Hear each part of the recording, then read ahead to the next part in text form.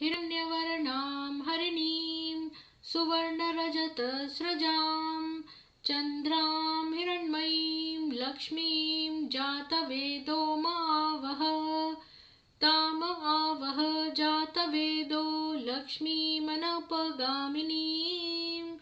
यस्यां हिरण्यं विन्देयं गामश्वं पुरुषानहम् अश्वपूर्वां रथमध्यां हस्तिनादप्रबोधिनीं श्रियं देवीमुपह्वये श्रीर्मा देवीर्जुषतां कां सोऽस्मितां हिरण्यप्राकारामार्द्रां ज्वलन्तीं तृप्तां तर्पयन्तीं पद्मे स्थितां पद्मवर्णां त्वामिहोपह्वये श्रियम् चन्द्रां प्रभासां यशसां ज्वलन्तीं श्रियं लोके देवजुष्टामुदारां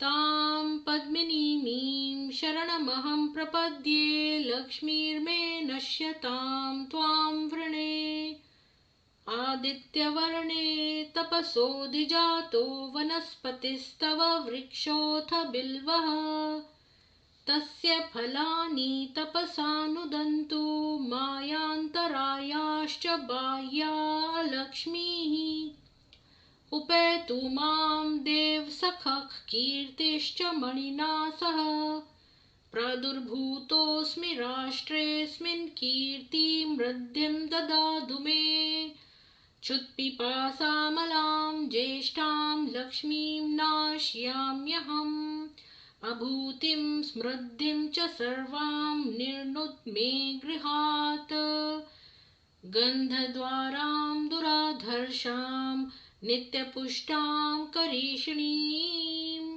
ईश्वरीगुं सर्वभूतानां त्वामिहोपह्वये श्रियम् मनसः काममाकूतिं वाचः सत्यमशीमहि पशूनां रूपमन्यस्य मयि श्रीश्रयतां यशः कर्दमेन प्रजा भूता मयि सम्भव कर्दम श्रियं वासय मे कुले मातरं पद्ममालिनीम् आपस्रजन्तु स्निग्धानि चिकलितवस मे गृहे निच देवी मातरगुं श्रियं वासय मे कुले आर्द्रां पुष्करणीं पुष्टिं सुवर्णां हेममालिनीं सूर्यां हिरण्मयीं लक्ष्मीं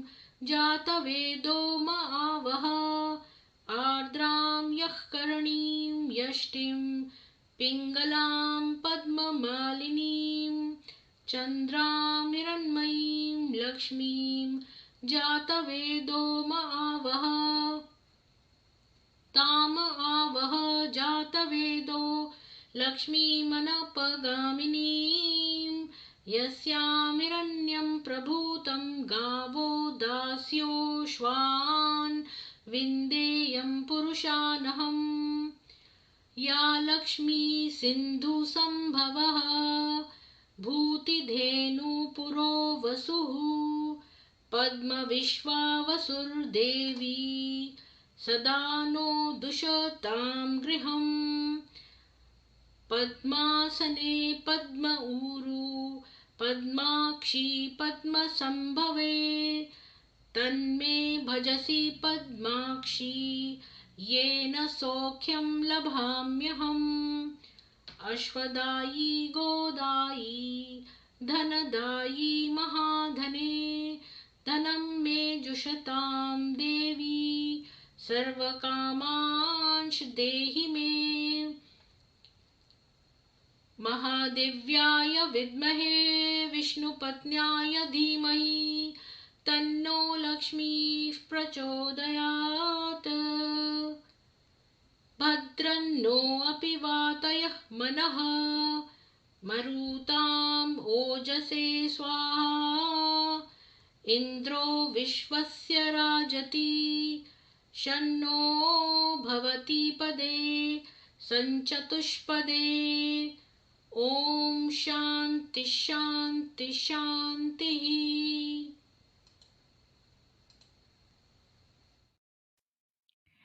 सभी को सुप्रभात और जय माँ लक्ष्मी। तो आप सभी को बहुत साधुवाद आने के लिए, और इस स्ट्रीम को ज़्यादा से ज़्यादा जो है स्प्रेड करिए, शेयर करिए। मैं 1 मिनट ये टिकर ऑन कर देती हूँ।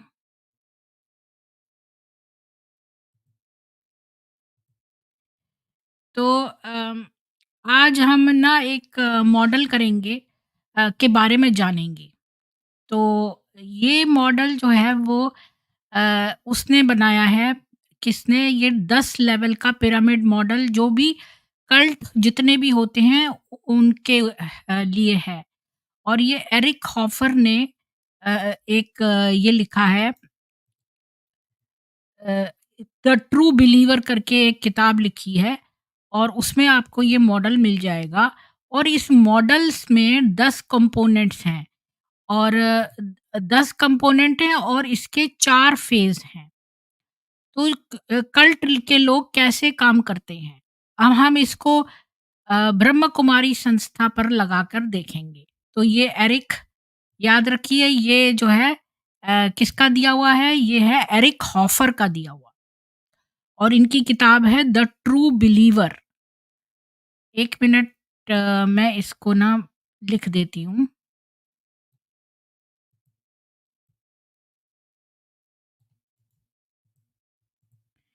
रुकिए, अगर कोई इसके बारे में जानना चाहता है तो मैं यहाँ पर उनका ये दे देती हूँ। ये देखिए, ये है 10 लेवल का pyramid model and psychodynamics of cult organization. सारे कल्ट्स जो हैं वो इस पिरामिड मॉडल के हिसाब से कार्य करते हैं, और ये एरिक हॉफर ने डेवलप किया है। और उन्होंने अपनी किताब the true believer thoughts on the nature of mass movements, इस किताब में इसका मेंशन किया है। तो आपको इतनी सारी किताबें पढ़ने की ज़रूरत नहीं है जब प्रीति मौजूद है तो। तो मैं ये किताबें पढ़-पढ़ के आपको बताती रहती हूँ, ताकि आपको शॉर्ट में जो है चीज़ें पता चल जाएँ। तो आपको बहुत सारी किताबें पढ़ने से आप बच जाते हैं। तो फिर अब हम आते हैं, यही मॉडल जो है हम ब्रह्म कुमारी संस्था पे लगाते हैं। तो इनका जो पहला चरण है, तो इनके यहाँ कितने चरण हैं? इनके यहाँ लगभग समझ लो 4 या 5 चरण हैं, और हर चरण में 3 या 4 मतलब 4 फेजेज़ हैं, और हर फेज़ में 3-4 लेवल्स हैं। तो टोटल जैसे 10 लेवल तक जाना है, तो हम जो है पहले 3 हम लेते हैं, पहले 3 लेते हैं। तो आपको मैं 1 मिनट इसमें दिखाती हूँ। तो हम अब सबसे पहले इनका पहला चरण है। अब आप पिरामिड की तरह देखिए। मैं अब ड्राइंग नहीं बना रही हूँ, क्योंकि यहाँ पर ड्राइंग दिखाना मुश्किल है, उसके लिए पावर पॉइंट बनाना पड़ेगा। कि चरण 1 भर्ती का है। तो भर्ती मतलब जो सबसे नीचे का है लेवल। तो अम, जैसे कि अगर आप पिरामिड में देखें, रुकिए मैं कोशिश करती हूँ कि मैं इसको स्निप कर लूँ 1 मिनट, स्निपिंग टूल से। रुकिए, जो मैंने थंबनेल में दिखाया हुआ है ना वो।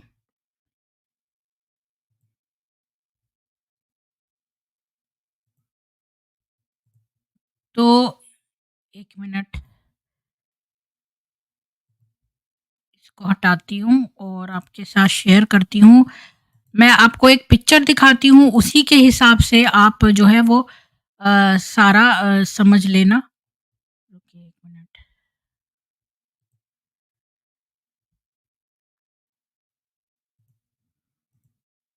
तो ये दिख रहा है आपको?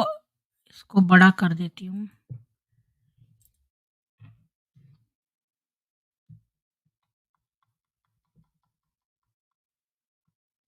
तो ऐसा समझ लीजिए ये एक पिरामिड है, और ये सॉरी, ये क्या, मेरा हाइलाइटर ऑन है। अच्छा।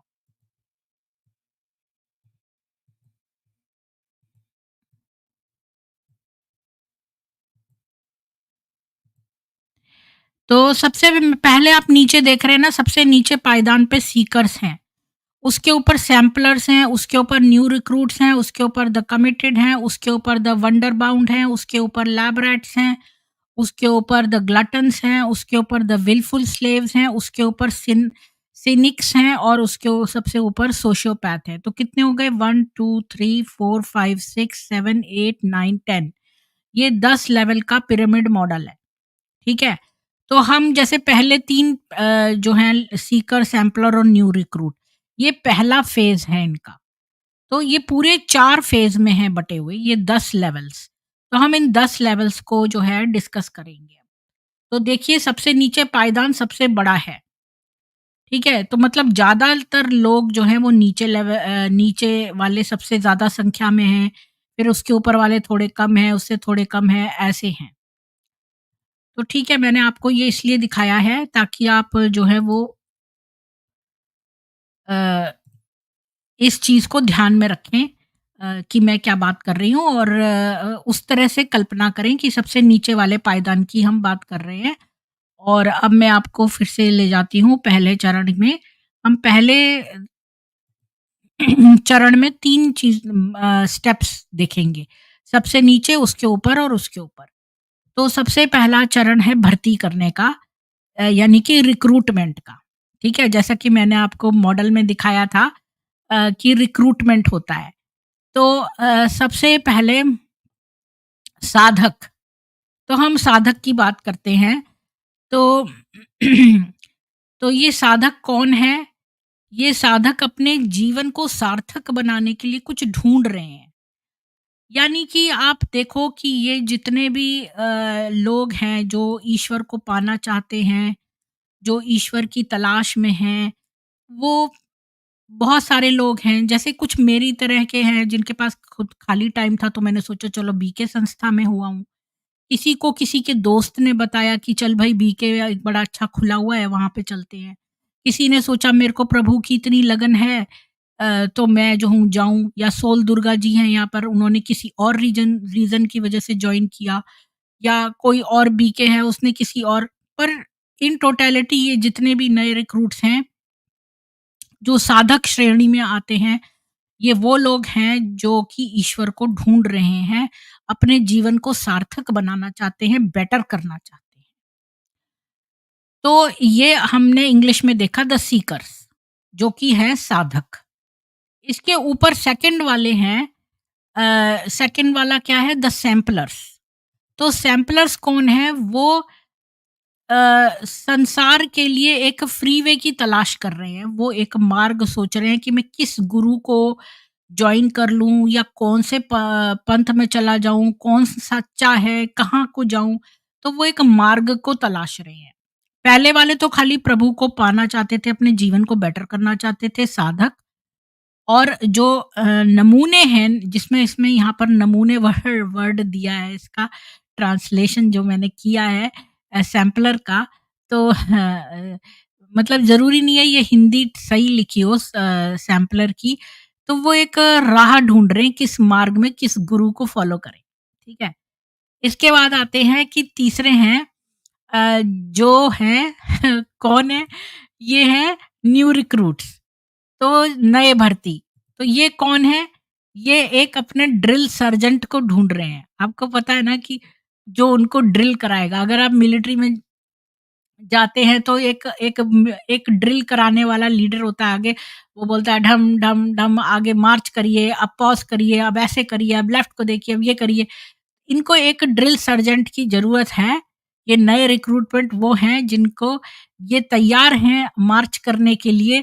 आप बस, आपके हुक्म की देरी है, आपके आदेश की वेट कर रहे हैं, ये वो लोग हैं। तो अभी सभी को समझ में आ गए ये तीनों लेवल? ये तीनों लेवल, ये हमने 3 लेवल कवर कर लिए। अब आते हैं इसके ऊपर के लेवल में। इसका ऊपर का लेवल है दूसरा चरण, फ़ेज़ 2। अब नया रिक्रूटमेंट तो हो गया। हाँ, मैंने ये नहीं बताया, तो रिक्रूटमेंट के लिए अभी मैं आपको प्रजा की तरफ से बता रही हूँ। मतलब कि कैसे, मतलब अब मार्केटिंग से अफ़ेक्टेड होते हैं।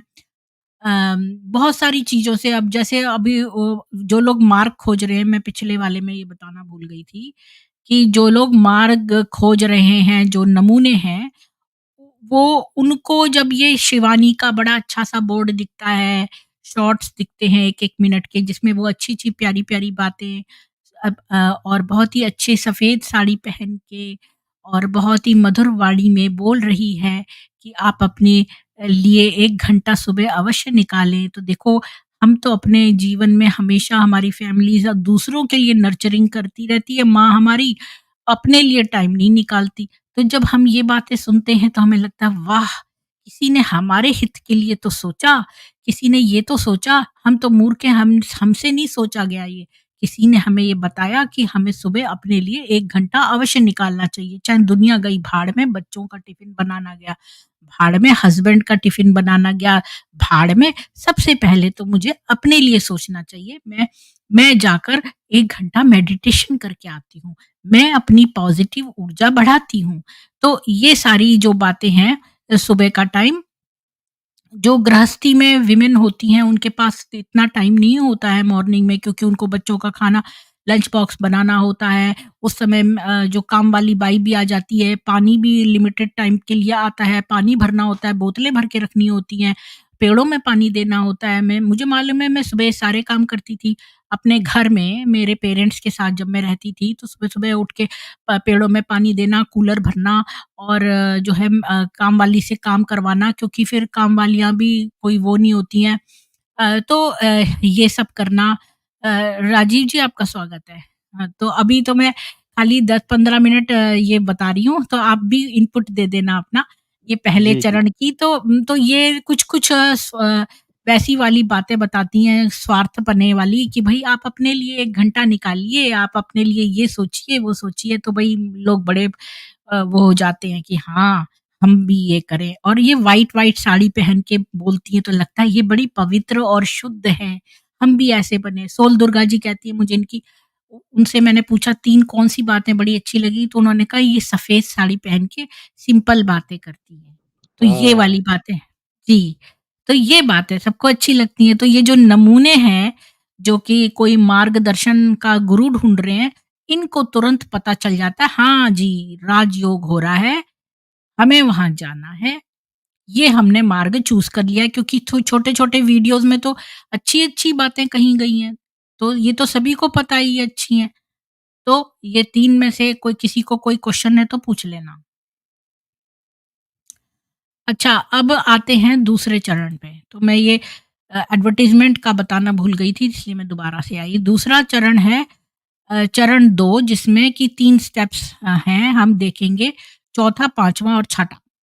यानी कि अनुनय और रूपांतरण। यानी कि क्या बोलते हैं, अभी इसमें आते हैं कमिटेड, वंडर बाउंड और लैब रैट, 3 तरह के लोग आते हैं। तो प्रतिबद्ध लोग रैंक और मान्यता की तलाश में हैं। अब जो रिक्रूट हो गए, तो वो हम इनको क्या बोल सकते हैं हिंदी में, प्रतिबद्ध लोग। और जो प्रतिबद्ध हैं, अ, स्तर 4 और 5 प्रतिबद्ध और वंडर बाउंड। अच्छा, यहाँ पे लैबरेट नहीं रखा है। तो इस वाले फ़ेज़ में 2 ही हैं, एक तो प्रतिबद्ध लोग और एक वंडर बाउंड। तो प्रतिबद्ध लोग वो हैं, अब वो रिक्रूट तो हो गए हैं, अब उन्हें कोई पोज़ीशन चाहिए ऑर्गेनाइज़ेशन के अंदर। मतलब उनको कोई एक रैंक चाहिए या मान्यता चाहिए। जैसे शिवानी है, वो बड़ी फ़ेमस है, वो हर जगह जाती है, तो बस हमें शिवानी जैसा बनना है। हमें कोई रैंक मिल जाए, हम सेंटर इंचार्ज हो जाएँ या हम किसी चीज़ के लिए वो हो जाएँ, ये प्रतिबद्ध लोग हैं। जो वंडर बाउंड है 5वें, वो प्रस्तुत करने और युक्ति संगत बनने के इच्छुक हैं। मतलब वो युक्ति युक्त स्ट्रैटेजी मतलब हमारी चले, हम ऐसी युक्ति बनाएँ। वो युक्ति युक्त के चक्कर में है वंडर बाउंड। क्योंकि ये लोग वो हैं जो वंडर बाउंड हैं, जो बड़ी हाँ, इनको बड़ा दिख गए, विष्णु जी दिख गए, इनको लक्ष्मी दिख गई, ये बड़े मिरेकल से बड़े प्रभावित हैं। अब जो हैं ये चाहते हैं कि हम जो है वो करें, अ, सबमिट कर दें अपने आप को, हमने समर्पित कर दिया है। हमने जो है इस लाल बत्ती को समर्पित कर दिया है और अब हम रैशनलाइज़ करेंगे कि देखो यही सत्य मार्ग था जिसे हमने जॉइन किया। बाकी तो सारी जो लौकिक जनता है वो मूर्ख है। हमने इतना अच्छी जगह पे जॉइन कर लिया है।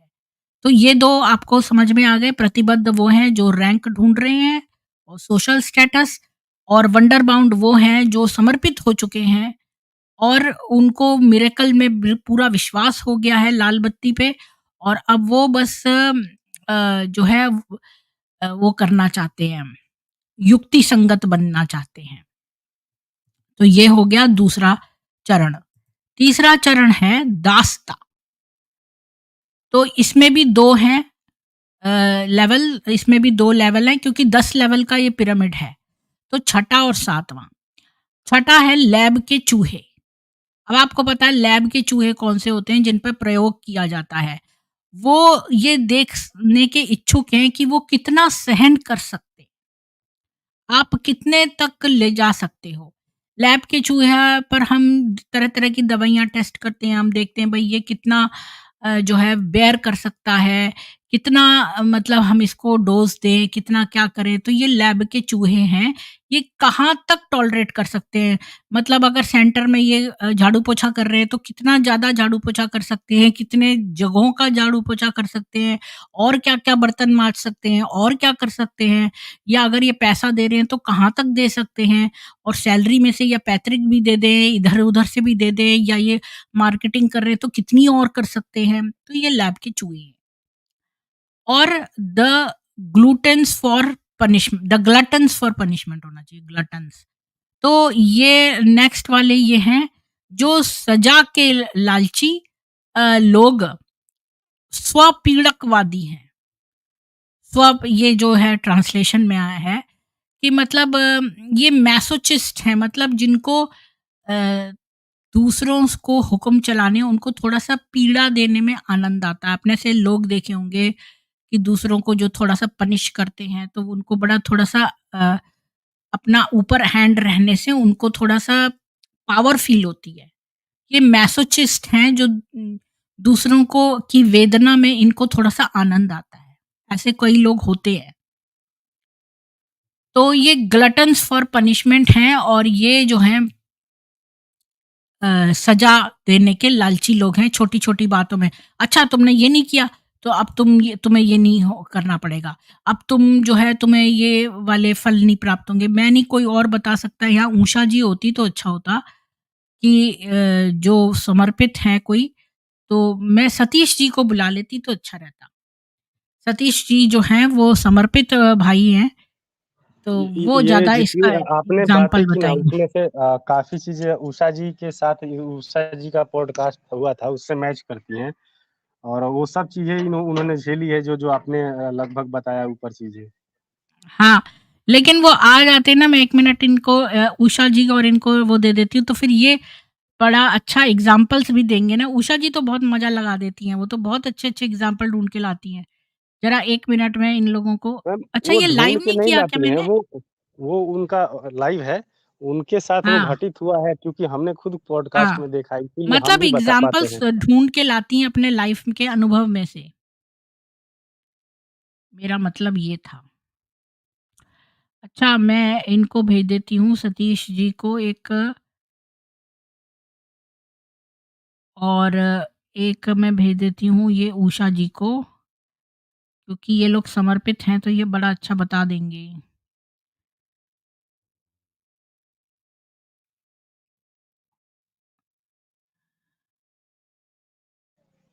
भाई साहब ये जो प्रकाश सूबेदार जी कह रहे हैं कि हम मास्टर हैं, हम मास्टर नहीं हैं, क्योंकि ना हमने कभी सेंटर के पर हम थूकने भी नहीं गए हैं। हाँ, सेंटर को सेंटर पर जब सुनाना होता था, सुनाना क्या उनको उनकी औकात दिखानी होती थी तभी मैं वहाँ पे जाता था। तो बाकी मैं ना इसमें समर्पित हूँ, ना इसमें मैं जाता हूँ। अपने परिवार का अनुभव मैंने देखा है, अपने परिवार को इनमें ब्रेन वॉश चलिए होते हैं, अभी बाकी मैं आगे चलती हूँ इसमें, इनके कमेंट्स हम बाद में लेंगे, ठीक है? तो जो है वो मैंने इनको भेज दिया है सतीश जी को, उनका कोई मैसेज आया है पर मैंने सुना नहीं। अ तो नेक्स्ट लेवल है लैब चूहे, जिसमें ये देखते हैं कि कितने तक ये सहन कर सकते हैं, हम इनको क्या-क्या करें तो ये सहन कर सकते हैं। और उसके बाद है द ग्लटन्स फॉर पनिशमेंट, यानी कि ये लोग वो हैं कि इनको जो है वो ये लालची लोग हैं। ये वो जो सज़ा के लालची हैं, मतलब ये पीड़ा देने में। कुछ लोग स्वयं को भी पीड़ा देते हैं कि भई हम जो है हमने आज की मुरली नहीं पढ़ी या हम समय पे नहीं उठ पाए, तो लाओ हम अपने आप को ही पीड़ित करें और खुद हम अपने डिसिप्लिन में रहें। तो ये वो लोग हैं। तो यहाँ पर तक समझ में आ गया सबको, तो अब अगले चरण पे चलते हैं। अगला चरण है चौथा चरण, यहाँ पर भी 2 लोग आते हैं। एक तो इच्छाधारी दास। इच्छाधारी दास कौन है? जो कि जो कि इरादे से गुलाम हैं और जो सशक्तिकरण को बरकरार रखने में बेताब हैं। यानी कि ये विलफुल स्लेव्स हैं और ये सोचते हैं कि हम जो है एम्पावरमेंट जो है 2 मिनट बाद मतलब आप बात करना राजीव जी, मैं ये ख़त्म कर लूँ सारे लेवल्स। तो ये वो लोग हैं जो इच्छाधारी दास हैं, मतलब ये खुद से ही दासता करना चाहते हैं, क्योंकि ये सोचते हैं कि हम सेंटर पर श्रम करेंगे या हम बाहर जा जाके गर्मी धूप में जा जाके लोगों को लेकर आएँगे। मतलब अब ड्रैकुला की फ्रेश ब्लड चाहिए ना, तो हम जो है ना ये सारे काम करेंगे तो इससे हमारा सशक्तिकरण होगा। तो ये वो है इच्छाधारी दास, यानी विलफुल स्लेव। यानी हम स्वयं से स्लेवरी बनाते हैं ताकि हमें एम्पावरमेंट हो जाए। इनके दिमाग में ये है कि भाई फीमेल एम्पावरमेंट मतलब कि वो बहुत ज़्यादा श्रम करे या कोई गुलामी करे तो वो उतनी ही पावरफुल हो जाएगी। और 9वें स्तर पे हैं द सिनिक्स। तो द सिनिक्स कौन है? वो हैं निंदक, जो कि आपने सुना होगा ना, कई लोग सिनिकल होते हैं। भाई सिनिकल एक वर्ड है इंग्लिश में, वो जैसे कि एक एक टाइप का मजाक, जैसे हम किसी को मजाक करते हैं जो कि उल्टा तरह का मजाक होता है। मतलब मैं इसको एक्सप्लेन नहीं कर पा रही। जैसे कि हम बोलें कि भाई डिप्रेशन तो मुझे बहुत पसंद है, क्योंकि डिप्रेशन तो हमारे को लॉयल है, हमारा साथ कभी नहीं छोड़ता। तो तो ये सिनिकल बात है, मतलब हम उसको इस तरह से प्रस्तुत कर रहे हैं उल्टी बात कह के कि वो मजाक हो। मतलब इसको सिनिकल कहते हैं, द सिनिक्स। इनको पता है अंदर घोटाला चल रहा है। ऑर्गेनाइजेशन जो है वो अपना पैसा बना रही है, लोगों की परवाह नहीं करती है, या तो उनसे काम ले रही है या पैसा ले रही है, इनको सब कुछ पता है, लेकिन इनको परवाह नहीं है। इनकी ज़िंदगी चल रही है आराम से, बाहर जाएँगे तो फिर से जीवन स्टार्ट करना पड़ेगा, यहाँ पर आराम से रहते हैं सेंटर पे, हमारे को एक रैंक भी मिली हुई है, हमारे पास स्टेटस भी है। अब हमें यहाँ की धाँधलियाँ पता भी चल गई तो क्या हुआ, हमने अपने जीवन के 10-20 साल दे दिए हैं, तो अब हम बाहर जाके भी क्या करेंगे? ये वो लोग हैं, द सिनिक्स। अब आते हैं पिरामिड पर, सबसे ऊपर का लेवल है 10वां और ये सबसे छोटा है, क्योंकि आपको मैंने शुरू में जब पिरामिड दिखाया था तो सबसे ज़्यादा अ अ मतलब नंबर में लोग नीचे थे, उसके ऊपर कम, उसके ऊपर कम, तो ये सबसे ऊपर का लेवल है। ये शायद ही कभी वातानुकूलित होता है और आम तौर पर गुरु और मतलब ये मैंने इसको हिंदी में ट्रांसलेट किया है ना, तो ये कह रहा है कि ये वो लेवल है अ, जो कि सोशियोपैथ का होता है। अब मैंने एक बार एक स्ट्रीम में बताया था साइकोपैथ और सोशियोपैथ में क्या फ़र्क है, क्या फ़र्क है? तो ये सोशियोपैथ का है और बहुत कम संख्या में समान विचारधारा वाले लेकिन परिचित और विनम्र संगियों द्वारा कब्जा कर लिया जाता है। तो ये कोई अच्छा एक्सप्लेनेशन नहीं है, सबसे ऊपर सोशियोपैथ होते हैं, बस। और ये सोशियोपैथ को हम समाजोपैथ भी कह सकते हैं, जो अपनी स्वार्थ की पूर्ति के लिए अपने जो पिछले सदस्य हैं, जो बीके में रह चुके हैं और बीके से निकल गए हैं, उनके जीवनों को भी नष्ट करने के लिए तैयार हैं। ये सबके जीवनों को अपने स्वार्थ की पूर्ति के लिए नष्ट करने को तैयार हैं, ये सोशियोपैथ हैं। सोशियोपैथ जो होता है वो एम्पैथेटिक नहीं होता, मतलब कि उसे सचमुच की दया नहीं होती है। वो केवल बाहर से शो कर सकता है दया, लेकिन वो अंदर से दयालु नहीं होता। वो उसको दूसरे से मतलब नहीं हो, वो बहुत ही स्वार्थी होता है। तो ये दूसरे का चाहे कितना भी नुकसान हो जाए, ये अपने थोड़े से फ़ायदे के लिए दूसरे का कोई भी नुकसान कर सकते हैं। तो ये इस टाइप के लोग हैं। और ये कमिटेड हैं, रिलायबल पर्सिक्यूटर्स हैं। मतलब कि ये विश्वसनीय उत्पीड़क हैं और ये चुपचाप से कोवर्ट रेस्क्यूअर्स भी हैं। कोवर्ट रेस्क्यूअर वो हुआ जैसे कि कोई कोवर्ट रेस्क्यूअर वो हुआ जो चुपचाप से पहुंच गया और उसने बोला, जैसे शिवानी, एक और शिवानी, ये वाली शिवानी नहीं, एक और जो जिसने कि सेंटर पे पहुंच के बोला भाई यहाँ पर कोई भी दंगा नहीं हुआ है, किसी की नाक नहीं तोड़ी गई है, और उसने ऐसे ऐसे बोला खाली कागज पे साइन कर दो। ये वो गुपचुप वाले वो हैं जो वहां पहुंच जाते हैं इसको रेस्क्यू करने के लिए।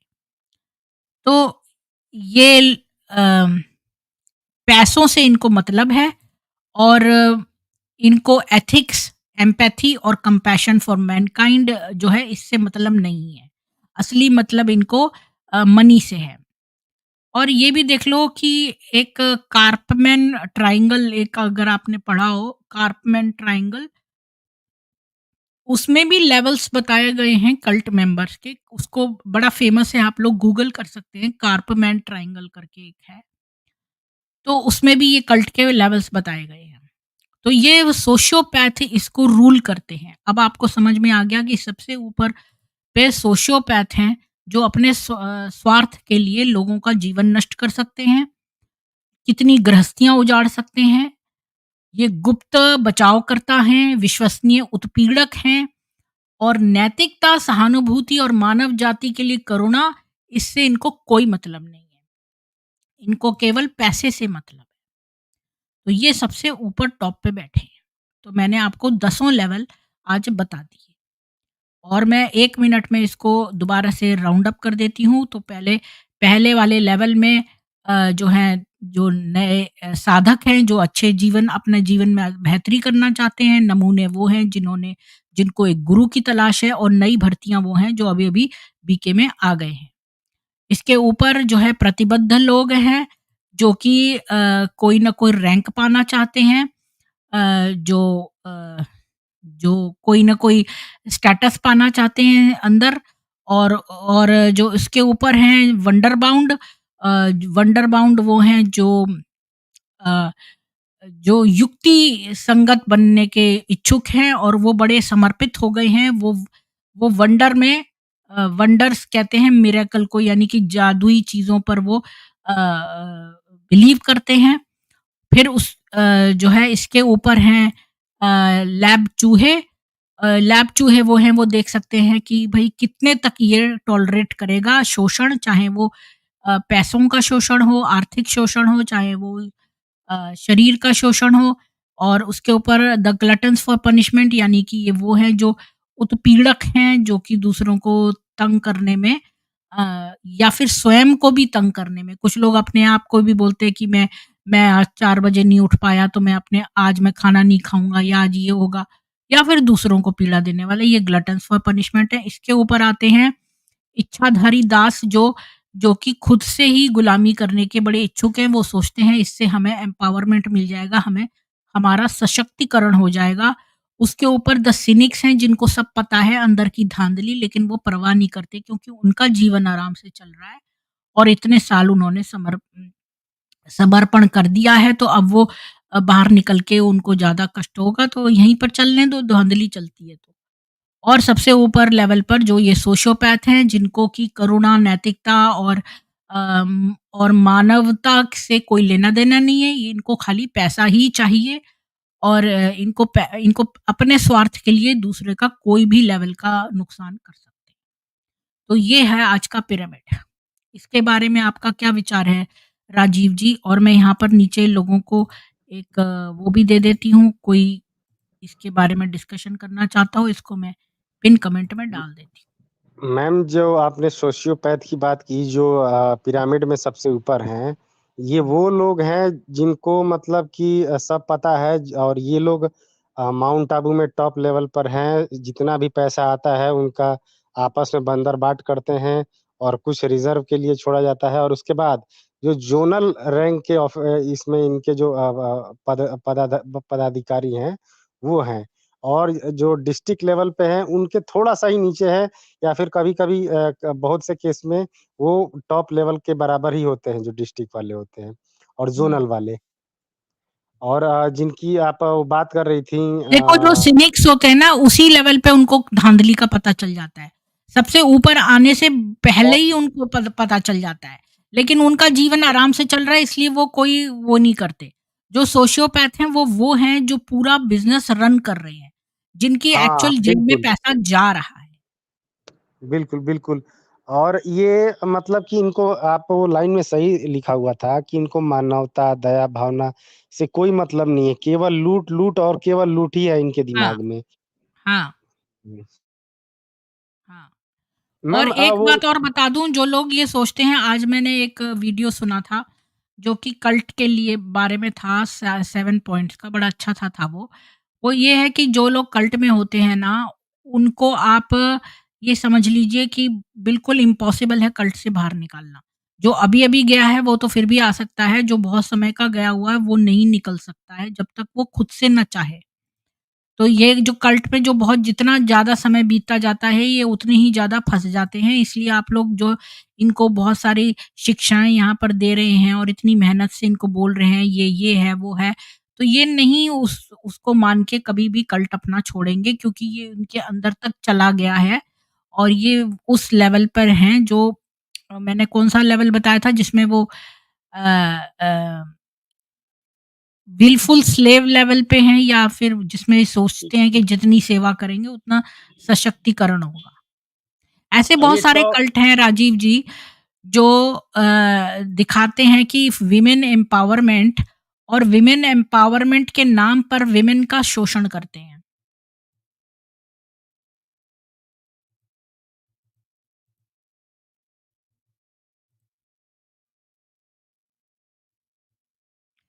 तन्वी जी, आप ऊपर आके बात करिए। मैम हमने क्या जो झूठ आपने बोला है, स्क्रीन वो बोलिए। हुँ। मैम जो आपने इस स्क्रीनशॉट में जो पिरामिड बनाया था, क्या उसको आप स्क्रीन पर दिखा सकती हैं? हाँ, बिल्कुल, दिखाती हूँ अभी, 1 मिनट में। इसको मैं ऑफ कर दूँ, ये जो चल रहा है टिकर। और ये प्रकाश सूबेदार जी लिखते हैं कि गरीब सुदामा से श्री कृष्ण ने चावल क्यों लिया? भगवान भी देखता है कि मेरा बच्चा कितना त्यागी है, उसका प्यार मुझसे है या दुनिया से? क्यों तो हम इसे इसका धन का आंसर लोभ है? करेंगे तो आप इस ब्रह्म कुमारी कल्ट से निकल आओगे? ये बताओ। हम तो आंसर कर देंगे, लेकिन आप इससे निकल आओगे क्या? नहीं निकलेंगे। अच्छा मैम इन्होंने श्री कृष्ण जी ने जो सुदामा जी को चावल दिया था, उससे ये अपने आप को मैच करने का प्रयास कर रहे हैं। लेकिन जब श्री कृष्ण जी ने सुदामा जी को चावल दिया था, कि शायद चावल लिया था या दिया था मेरे को याद नहीं आ रहा। मैम आप बता देंगी? आएँगे उस पर भी। ये है वो तो मॉडल जो आप कह रहे हो। मैम वो चीज़ जो जो उसका बेनिफिट था, उसका तो बेनिफिट वो इंस्टेंट हो गया था चावल सुदामा नहीं जी को। था, वो था जो हाँ। पोहा टाइप होता है ना, वो था। पोहे हाँ, तो या मतलब कि वो उसका उद्देश्य पोहे यही या था कि सत्तू सत्तू था शायद। वो हाँ, तो सुदामा के उसका हाथ से छीन के खाया था। हाँ, तो उसका उद्देश्य था कि श्री कृष्ण की जो भी यश है, जो भी संपत्तियाँ हैं, वो जितना चावल खाएँ मतलब जितना भी चीज़ उनसे खाएँ, उतना उनके पास जो है, उनके घर पे उतना यश और संपत्ति साम्राज्य खड़ा हो जाए। तो वो तो इंस्टेंट हो रहा था ना, तो ये लोग तो केवल क्या बोलते हैं कि अगले जन्म में मिलेगा, तुमको परम धाम में मिलेगा, वहाँ क्या कुछ हो रहा था। तो इनका ये 72 हूरें कंपैरिज़न मुसलमानों को मिलेंगी, 72 हाँ, हूरें मिलेंगी। अच्छा, तत्काल जो यदि श्री कृष्ण अच्छा, से अभी भी ये वाला कंपेयर किया मॉडल जाए जो आपने मेरे को बोला दिखाने को, तो इसमें क्या बताना है? जो आपने जो बोला था ना द कमिटेड जो आपने मुझसे पूछा था अभी सबसे बल्कि पूछा था, तो वही है नीचे से चौथे नीचे से चौथे नंबर पे हैं जो लोग, वो हुँ। हैं। और जो लैब रैट्स हैं ये बहुत ज़ोर की आवाज़ कहाँ से आ रही है? जी, जी, अजय जी हैं। द लैब रैट्स हैं अजय जी वो प्लीज़ म्यूट हो जाइए। ये द लैब रैट्स हैं, ये वो लोग हैं जो सेंटर की हर गलत-सही बातों को पूरी तरह से मानते हैं और क्योंकि उनके अंदर नहीं, वो लालच ब विलफुल स्लेव हैं, लैब रैट वो हैं जो देख सकते हैं कहाँ तक ये सहन करेंगे।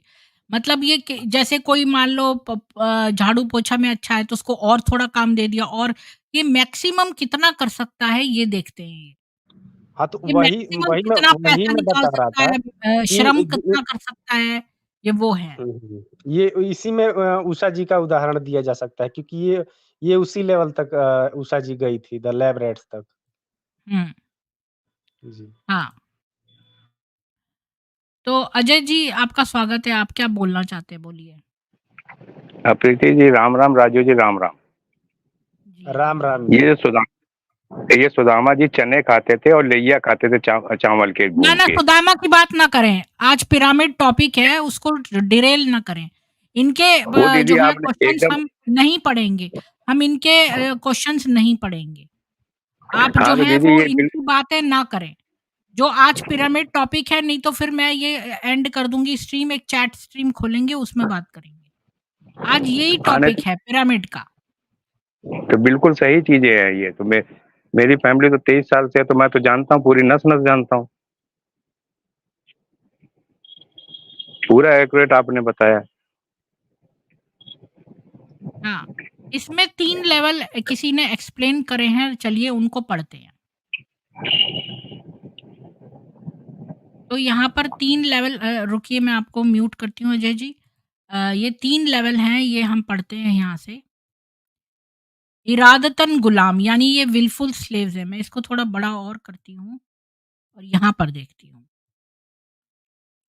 ये विलफुल स्लेव हैं, इरादतन गुलाम, पंथ और गुरु के अभी भी सम्माननीय और तर्कसंगत उद्देश्यों के प्रति अपनी प्रतिबद्धता साबित करने के बाद स्तर 8 के सदस्य को पर्याप्त रूप से वातानुकूलित प्रोग्राम किया गया, सामाजिककृत किया जा सकता है और काम करने की दिनचर्या के लिए सामान्यीकृत किया जा सकता है। यानी कि उसकी डेली स्केड्यूल ऐसा बना दो कि पूरा काम लेते रहो।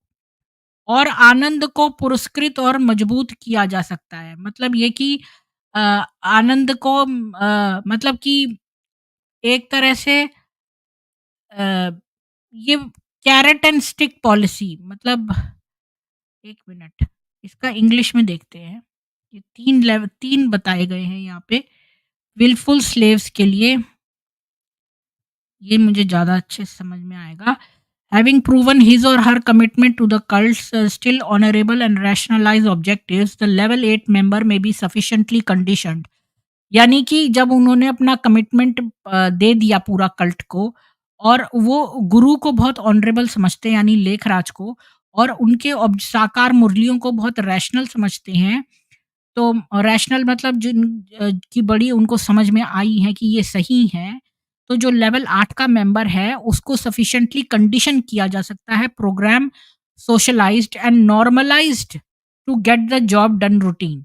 मतलब कि normalised to the get the job routine मतलब अगर हम डेली उसको उसके लिए नॉर्मल कर दें कि भई ये सारे आपको कार्य करने हैं डेली, ये तुम्हारे लिए नॉर्मल है। अब एक होता है नॉर्मलाइज़ेशन। जैसे आपने स्कूल कॉलेजेस में भी देखा होगा कि ये लोग अपने रिजल्ट्स को नॉर्मलाइज करते हैं कि भाई जो सबसे एक बेवकूफ बच्चा है और और जो बहुत इंटेलिजेंट बच्चा है तो नॉर्मल ग्राफ अगर आप एक बनाएं तो बीच में एस शेप्ड का ग्राफ बनना चाहिए। तो लोग क्या करते हैं कि मतलब एक एवरेज हमारा अगर एक मूर्ख होगा तो जब हम एवरेज लेंगे तो हमारा वो ड्रॉप हो जाएगा बहुत नीचे। तो ये लोग मैनिपुलेट करते हैं जो एजुकेशनल स्कूल्स हैं ये सब उस ग्राफ को। तो इसी तरह ये आपको नॉर्मलाइज़ कर रहे हैं कि भई ये काम आपके लिए नॉर्मल बात है। मतलब हम आपसे ज़्यादा काम नहीं ले रहे हैं, ये नॉर्मलाइज़ कर रहे हैं आपका डे का routine and rewarding and reinforcing enjoyment of being powerful. यानी कि आपको ये थोड़ी-सी पावर दे दी है कि देखो पोछा आप लगाओगे और झाड़ू आप लगाओगे तो या आप झाड़ू लगाने के वाले के पास पावर है, वो लोगों को कह सकता है भाई चलो यहाँ से जाओ, मैं यहाँ पर झाड़ू लगा रहा हूँ, पंखा बंद करो यहाँ का, ये करो वो करो। तो ये छोटी-छोटी सी चीज़ें जो उनके आज्ञाएँ हैं, वो एक तरह का रिवॉर्ड है, उससे एन्जॉयमेंट मिलता है दैट ही और she has become an agent of his master. अब वो एजेंट हो गया है अपने मास्टर का, who will do pretty much whatever is asked, जो सब कुछ करने को तैयार है, जो उससे पूछा जाएगा, even if it involves vicious behaviour towards friends. अगर ये बोले आके कि अपने दोस्त के प्रति जो है तुम बुरा व्यवहार करो, भाई ये आज उठी नहीं थी सुबह टाइम पे, या ये हमारे साथ ऐसी थी, या इसने फलानी बीके के साथ ऐसे किया, तो अब इससे बात मत करो। तो इस तरह का व्यवहार भी ये करवाते हैं, who may have been peers at lower levels. यानी जब ये नए रिक्रूट भर्ती हुए थे तब तो ये दोस्त थे, अब यहाँ पर उसको बोला जा रहा है कि तुम इस वाले को इग्नोर करो, इसको आइसोलेट कर दो, हमें इसे पनिश करना है। Supporting evidence is provided by no less than Stanley Milgram. An individual is in agentic state when he accepts total control by a person holding a higher status. वो कहता है कि कोई अगर इंडिविजुअल एक एजेंट जैसी स्टेट में होता है, इसको यहाँ से भी पढ़ सकते हैं। सहायक साक्ष्य स्टैनली मिलग्राम द्वारा प्रदान किया गया है। ये एक लॉ है कि एक व्यक्ति एजेंट की स्थिति में होता है जब वह उच्च स्थिति वाले व्यक्ति द्वारा पूर्ण नियंत्रण स्वीकार करता है, यानी टोटल कंट्रोल। तो वो एजेंट वाले स्टेट में हो जाता है। वह अब अपने कार्यों के लिए खुद को जिम्मेदार नहीं मानता है। यानी मैं जो काम कर रहा हूँ या कर रही हूँ, बीके वाली सोचती है ये तो मुझे ऊपर से बाबा का ऑर्डर है, ये मतलब मैं नहीं अपने मन से कर रही, मैं तुम्हारे को गाली नहीं दे रही, बाबा ऐसा चाहते हैं कि तुम लौकिक और तुच्छ व्यक्ति हो, तो तुम गाली के ही लायक हो, तुम जहाँ नरकों में जाओगे। वह खुद को एक साधारण साधन के रूप में देखता है, दूसरों की इच्छा से बाहर। यह है जो विलफुल स्लेव है। तो मतलब कि ये विलफुल स्लेव वो है जो पूरा एजेंट कैसे बना जाता है, ये वो है। इसके बारे में कुछ कहना है अजय जी या राजीव जी आपको?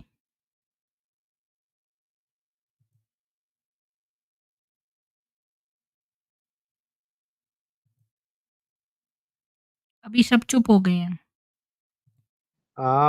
मेरा माइक म्यूट था, मैं बोल रहा था तो मुझे लगा कि मेरी आवाज जा रही है। तो ये देखिए,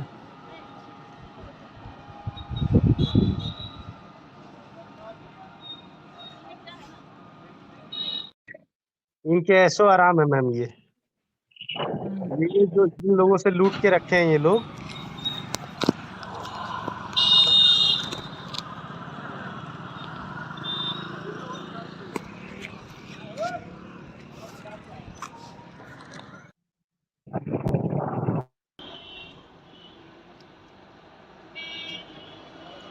ये देखिए मैम, ये देखिए इनके पास इतनी मतलब कि वो खाने के लिए लोगों से भीख मांगती है और कारों में चलती है।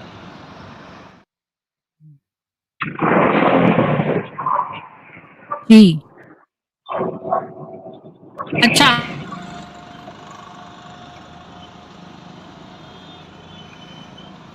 ये दूसरी कार है।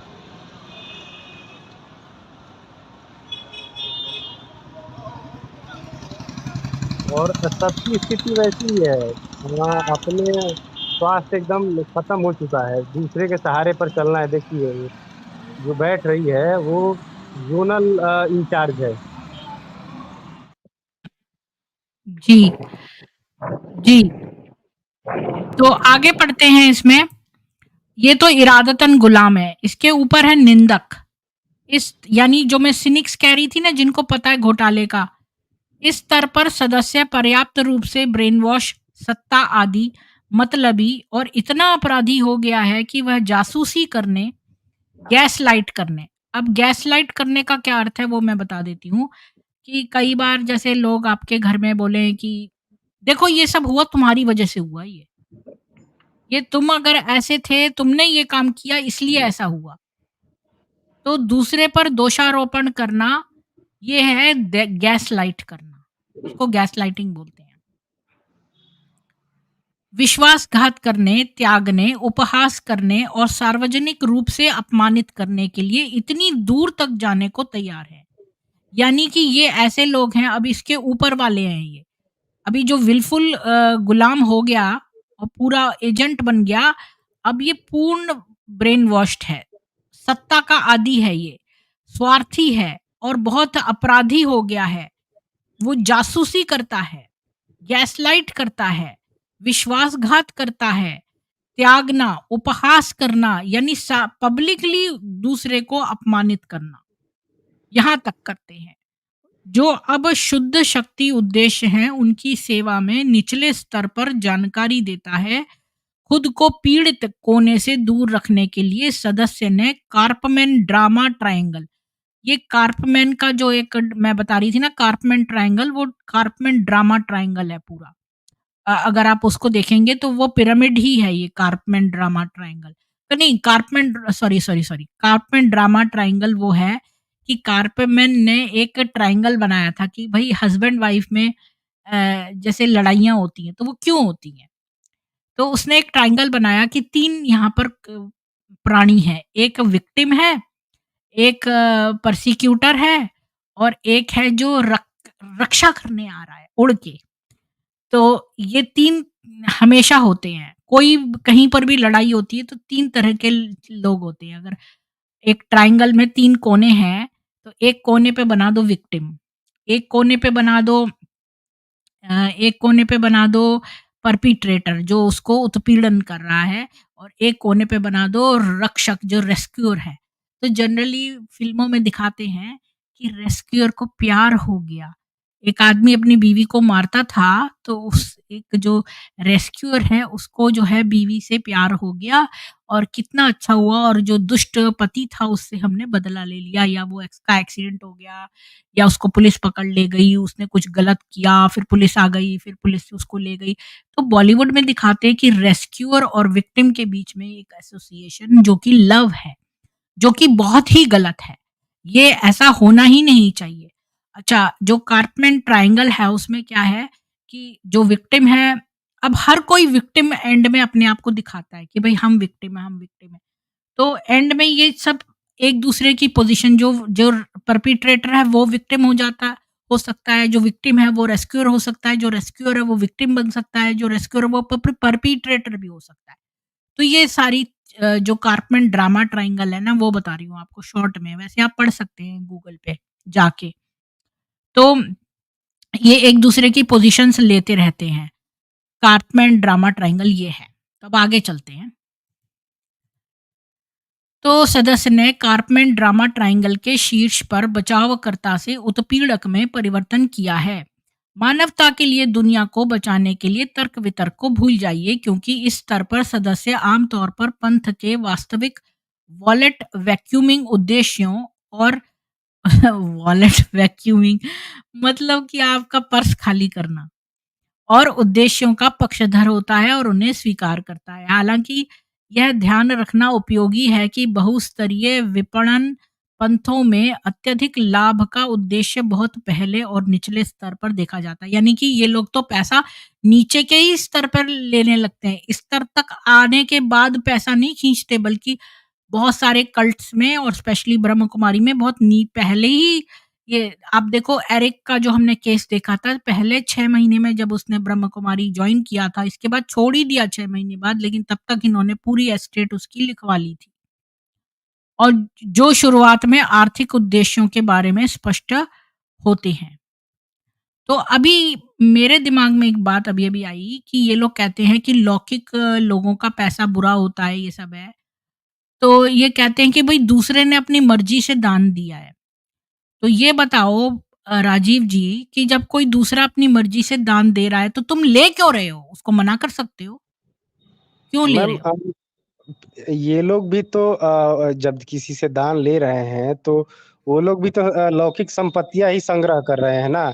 तो अपने लिए ये लोग लौकिक संपत्तियां संग्रह कर लेंगे और उन मूर्खों को भी नहीं समझ में आता है कि लोगों को कहते हैं कि अपने लौकिक मोह को त्यागो और ये लौकिक संपत्तियां लोगों की लूटने के लिए इतने आतुर रहते हैं और ऐसा ब्रेन वॉश कर देते हैं कि सामने वाले अच्छा को कर्मों से भी तो जुड़ गए, अब किसने कैसे कमाई वो हो सकता है उसने ये पैसा जो है वो दूसरों को तंग करके कमाया हो। ये तो कहते हैं भई भई तुम किसी की हेल्प मत करना, ये मत करना वरना कर्म से तुम जुड़ जाओगे।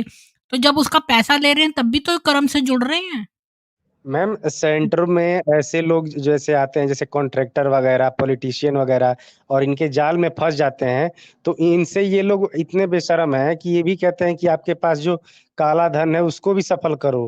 कहीं न कहीं तो आपको उसको सफ़ेद करना है ना, तो हमारी संस्था में दो आपको आपको परम धाम में और सीट पक्की होगी। हुँ, हुँ। ये है, इनके लिए सब जायज़ है। हाँ, तो वही तो मैं कह रही हूँ, ऐसे तो ये बातें बनाते हैं कुछ और, करते कुछ और हैं। ऐसे ये कहते हैं कि भई लौकिक लोगों के साथ कर्म में नहीं पड़ना चाहिए, इसलिए हम तुम्हारे पैनल पे नहीं आके बात करेंगे क्योंकि हमारा कर्म तुमसे जुड़ जाएगा। लेकिन यहाँ नीचे बैठ-बैठ के हमसे वार्तालाप करते रहेंगे तब नहीं कर्म जुड़ेगा। जो लौकिक लोग कैसे भी पैसा कमा रहे हैं, कोई पॉलिटिशियन तो ज़्यादातर गंदी तरह से पैसा कमाते हैं, तो उनसे पैसा ये ले लेंगे तब लौकिक इनका संबंध नहीं बनेगा उससे।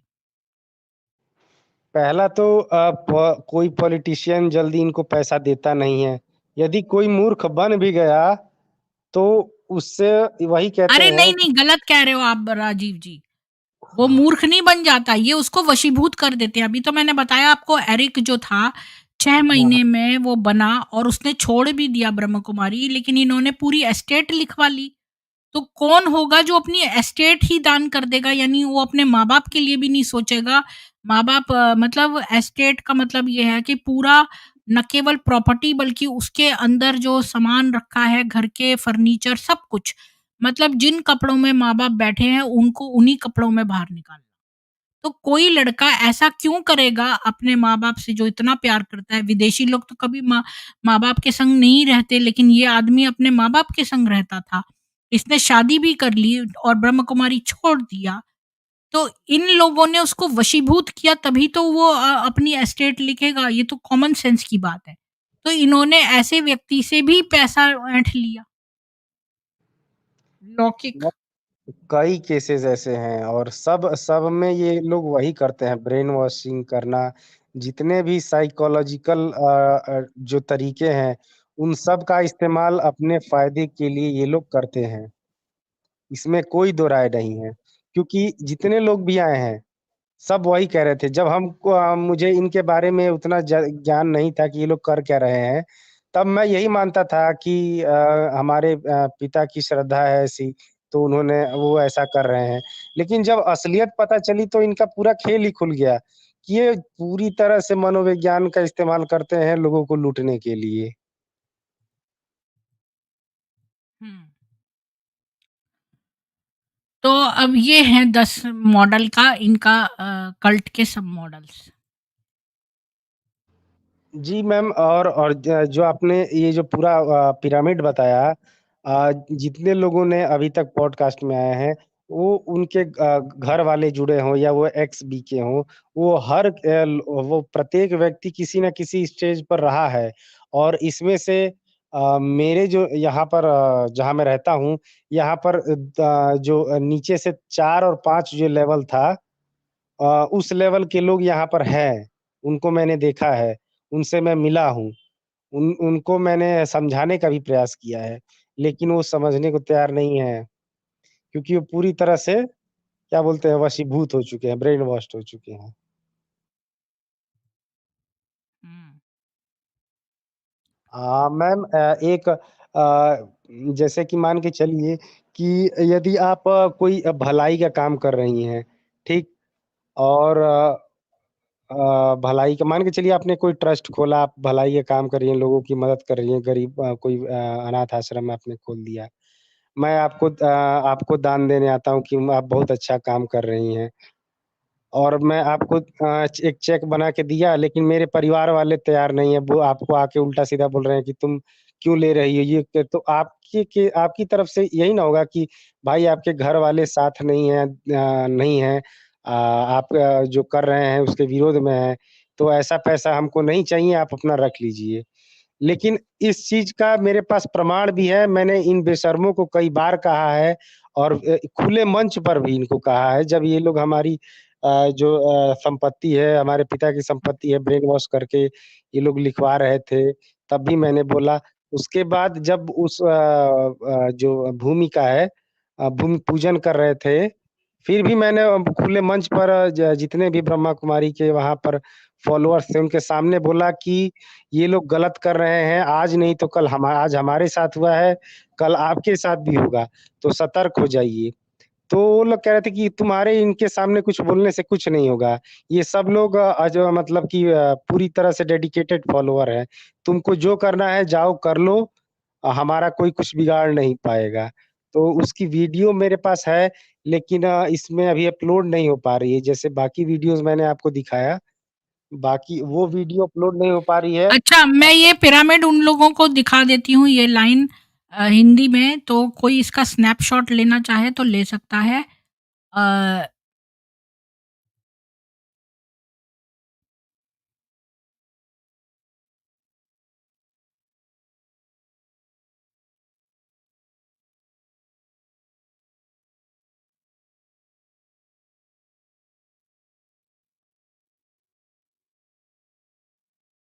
तो सबसे जो पहला लेवल है वो ऊपर लिखा हुआ है साधक का। वहाँ से लेकर से सोशियोपैथ सबसे ऊपर वाले हैं, अ, वो नीचे लिखे हुए हैं। तो ये नीचे के लेवल से first level, second, third, fourth, 5, 6, 7, 8, 9, 10 ये 10 लेवल के लोगों के बारे में लिखा है एक-एक लाइन में। तो इसका आप स्नैपशॉट ले सकते हैं। तो आप ये देख सकते हैं आपके किस लेवल के बंदे से आप डील कर रहे हैं।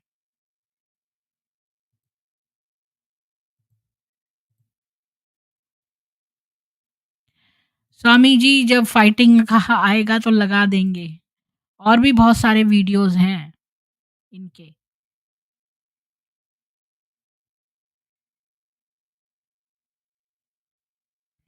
और ये कन्हैया तिवारी जो यहाँ पर लिख रहा है, तो ये पिरामिड जो इनका 5000 साल का है, तो तुम्हारा वो गलत है कैलकुलेशन। 5000 साल का हमारे यहाँ पूरा जो वैदिक एस्ट्रोलॉजी के हिसाब से पूरी जो है वो है, इसके बारे में। अजय जी आप कुछ कहना चाहते हैं पिरामिड के बारे में या कुछ और ऐड करना चाहते हैं तो कर सकते हैं। दीदी जो आपने बताया बिल्कुल सही बताया। मैं तो गुजर रहा हूँ, वो चीजें तो सब हो ही रही हैं इस पॉइंट के आधार पे। मेरे पॉइंट में तो ये 7th 8th वाले में भी पहुंच गया। वो तो निकलना अब मुमकिन है, अब निकलना, क्योंकि पूरा परिवार जुड़ा है। इसीलिए पूरे परिवार को ये जोड़ते हैं कि जो निकलना चाहे वो भी ना निकल पाए, इसीलिए ग्रुप बनाते हैं इनका पूरा।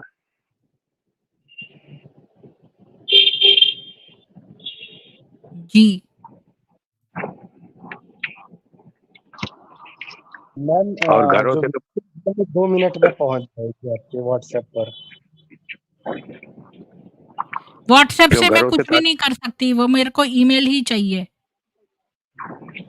कुछ भी दिखाने के लिए मैंने पहले भी आपको बोला हुआ है कि व्हाट्सएप पे मत भेजा करो, मैं व्हाट्सएप से अपने उस पर नहीं ट्रांसफ़र कर पाती हूँ। और मैं कोई भी चीज़ व्हाट्सएप से नहीं दिखा सकती हूँ, मुझे उसी पे दिखाना पड़ता है लैपटॉप पे।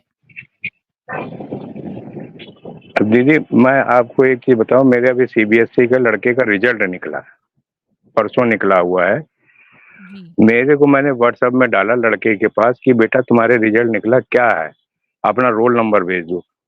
उसने नहीं बताया।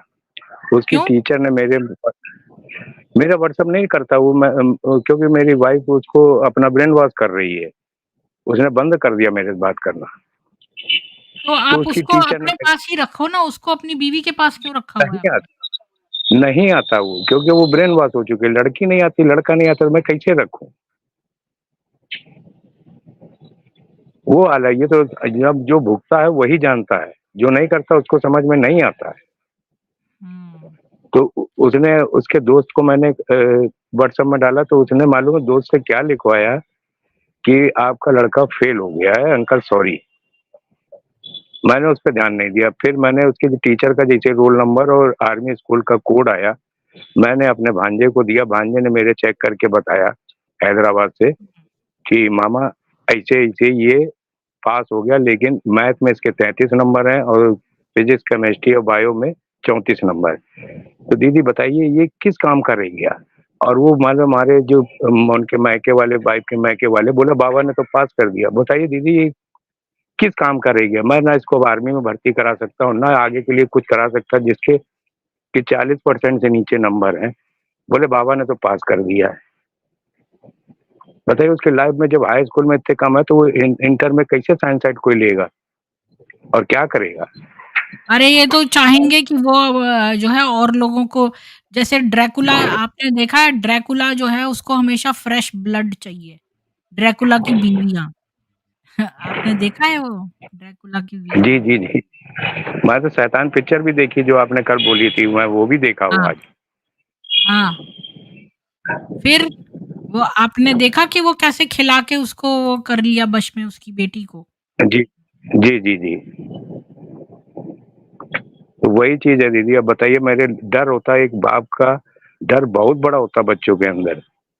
तो मेरी लड़की जब माने वो ठीक हुआ, मेरे पेंशन के आने के बाद ही उसकी नौकरी लग गई, नहीं तो आज वो भी मेरे हाथ से निकल जाती, वो भी नौकरी लायक नहीं रह जाती। लड़के का डर खत्म हो गया था, क्योंकि वो पापा को कुछ समझे नहीं, मम्मी के साथ था। तो आज उसकी कंडीशन ये हो गई है।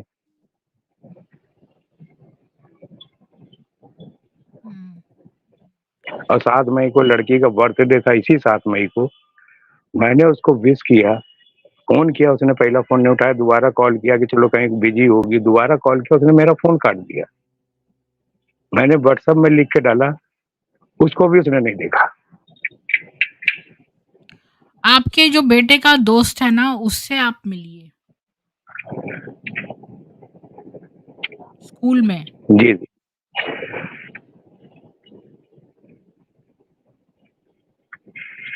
उसको ठीक है मैंने फिर बोला हम भी था, जी, जी। तो मैंने बोला भी था बेटा तुम चलो जो भी पढ़ना हो पढ़ना, जो मैं खर्च करूँगा, तेरे को वहाँ से भी मिलना हो तो मिल सकता है। लेकिन बोला नहीं मैं इधर ही रहूँगा, आप भी इधर ही रहो। मैं कहा मैं नहीं रह सकता बेटा यहाँ पे, समझा करो, तुम जब बड़े होगे तो समझ में आ जाएगा तुम्हारे को।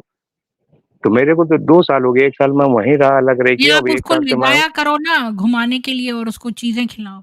ख़ैर आज का वो टॉपिक नहीं है, ये तो हम अलग से बात करेंगे चैट में। कल एक जी, कर जी। लेते हैं एक्सबी के चैट, उसमें कर लेंगे ये बातें। जी, जी, जी, जी, जी, जी, जी। तो फिर ये स्ट्रीम क्लोज़ करते हैं राजीव जी, और पिरामिड के बारे में अगर किसी को कोई बात कहनी है तो आ सकते हैं ऊपर।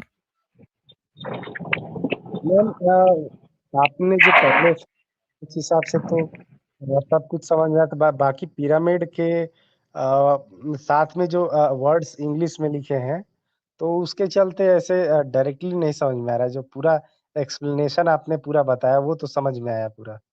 हाँ, हाँ। तो वही मैंने बोला ना कि आप एक वो ले लीजिए उसका स्क्रीनशॉट।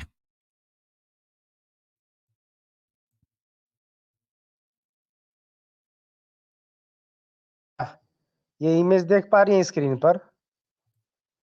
हाँ, ये हमारे यहाँ का है, ये पिक्चर है जब ये लोग उस पर कब्ज़ा करने के लिए आए थे, जो हमारी जो ज़मीन है, इन्होंने हथियार लिए वो।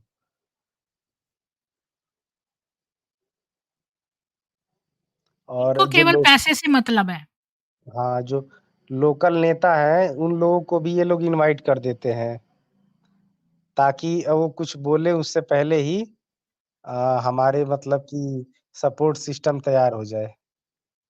अच्छा, कन्हैया तिवारी और ये जितने बीके बैठे हैं, लेखराज तो अनपढ़ था। लेखराज तो बहुत ही अनपढ़ था, और कितनी गंदी लैंग्वेज उसने लिखी है। जो सच्ची गीता नाम के हमारी गीता कॉपी करके उसमें ब्रैकेट में डाल-डाल के इतनी गंदी लैंग्वेज उसने लिखी है, बहुत ही निकृष्ट। यानी जो अनपढ़ जाहिल गँवार होते हैं ना, ऐसी लैंग्वेज उसने लिखी है। मैम आपके ऊपर वीडियो चली गई है। ठीक है। उसको हम कल दिखाएँगे एक्स-पी के सभा जब करेंगे तो। आज इसको जी, क्लोज़ करते हैं। तो आप जी। सभी लोगों से रिक्वेस्ट है कि आप लोग स्ट्रीम को जो है ज़्यादा से ज़्यादा लाइक करें, शेयर करें, और ये पिरामिड मॉडल जो है ये सबको पता चले कि ये पिरामिड मॉडल कैसा, ये सब कल्ट्स के लिए सेम है और हमने ब्रह्म कुमारी के ऊपर रख के ये दिखाया है। तो सभी को जय सनातन वैदिक हिंदू विश्व, जय श्री राम।